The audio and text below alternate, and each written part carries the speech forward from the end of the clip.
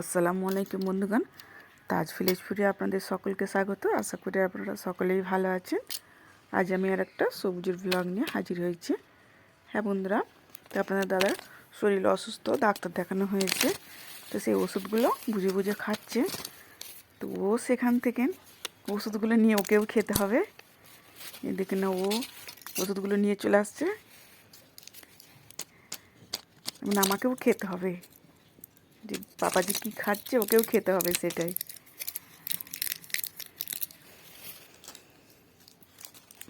যেন পলিথিনের ভিতরে মুখ ঢুকিয়ে দেখবে যে কী ওষুধ আছে, ওর ভিতরে কি আছে সেটাকে ওকে দেখতে হবে। দেখুন না,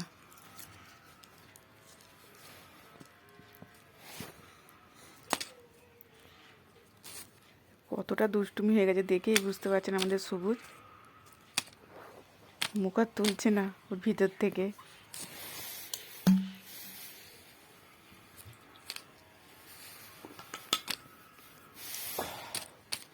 ও আগে বুঝুক কী আছে, কী ওষুধ খেতে হবে। এই দেখুন না,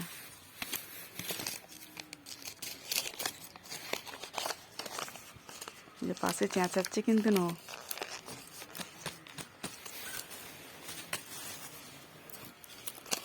তুই ওষুধ খাবি সবুজ?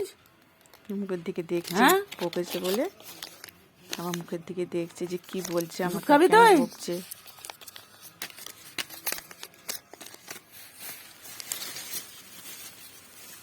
ওকে আর দেখাবে না বলে পলিথিনটা মুখটা বেঁধে দিচ্ছে, সেটাও হবে না। দেখুন না, পলিথিনটাও চাই।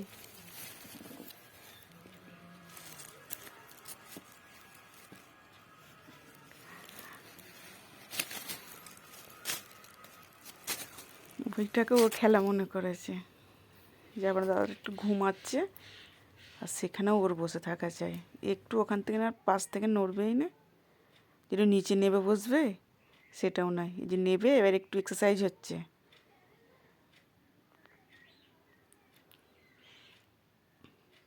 যে গোসল করা হয়েছে, গোসল করার পর আর কোনো জায়গা নেই, এই ফোনের উপরে ওকে বসে থাকতে হবে গা ঝাড়ার জন্যে। ফোন থেকে না বিয়ে দিলে আবার সে ফোনে উঠে পড়বে, ফোনে উঠে বসবে।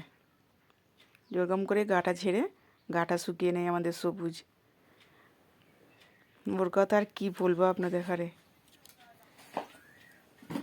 যে ওর তো আবার এই সন্ধে হলেই মানুষের যে নেশা হয়ে যায়, এটা খাবো সেটা খাবো, ওর আটা ছানার নেশা খাওয়া, যে আটা ছানা খেতে হবে। যে আটা মাখাটা করে রেখেছিলাম সেটা নিয়ে ব্যাস ওই বিছানার উপরে। আর সারাদিন দাঁড়িয়ে থাকার পর ওরও তো পায়ের যন্ত্রণা হয়, তাই দেখুন না কীভাবে বসে পড়েছে।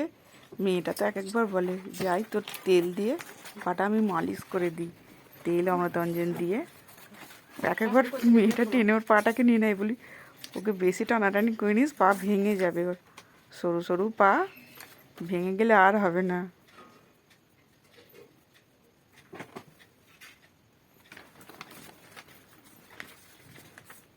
কিভাবে বসে আছে দেখুন না।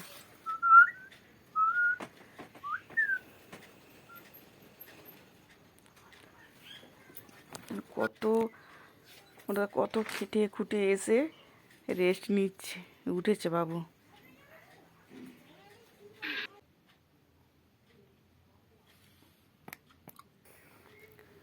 ওকে খেতে দেয়া হয়েছে, এই দেখুন পাশে মিষ্টি আছে, ফল আছে, ছেলে মেয়েরা খাচ্ছে। তো দেখে ও টানাটানি করছে, সে পাশে রেখে দিয়েছি, যা তুই কোনটা খাবি টুকরে টুকরে খা। সব খাবার পর